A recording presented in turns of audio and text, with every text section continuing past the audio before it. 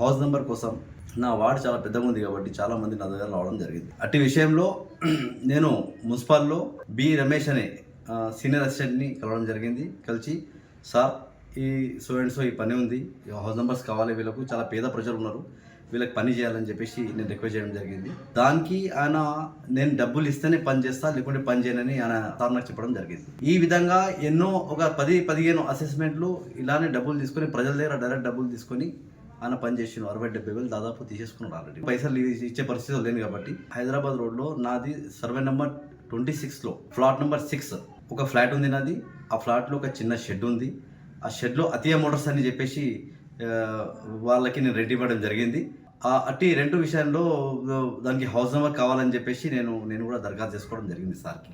ఆ దరఖాస్తు నాకు రిటర్న్ ఇచ్చేసి వద్దు నీకు అవసరం లేదు, సెల్లీడ్ ఒకటి ఇవ్వండి నేను చేసిస్తాను అని చెప్పేసి ఆ సెల్లీడ్ తీసుకొని నాకు 20,000 రూపాయలు ఇస్తే నేను హౌస్ నెంబర్ ఇస్తాను, లేకుంటే నేను ఇయ్యని చెప్పేసి ఈ విధంగా చెప్పడం జరిగింది.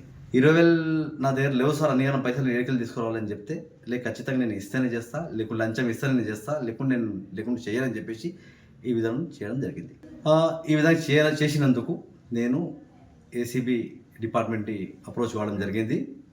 అదేవిధంగా ఈరోజు ఏసీబీ రైడ్ జరిగింది. రెడ్ హ్యాండ్గా ఆయన పట్టుబడిండు. నా చేతితో డైరెక్ట్ పైసలు తీసుకున్నాక రెడ్ హ్యాండ్గా పట్టుబడిండు ఆయన.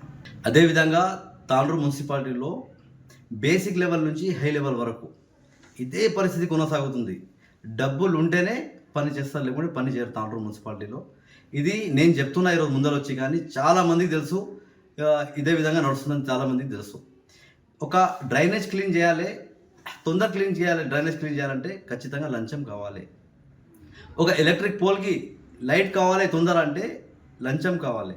ఒక అసెస్మెంట్ నెంబర్ హౌస్ నెంబర్ కావాలి అంటే లంచం కావాలి. ఒక డెత్ సర్టిఫికేట్ ఇమీడియట్ కావాలంటే వాళ్ళు వచ్చి వెరిఫికేషన్ చేయాలంటే కూడా లంచం కావాలి.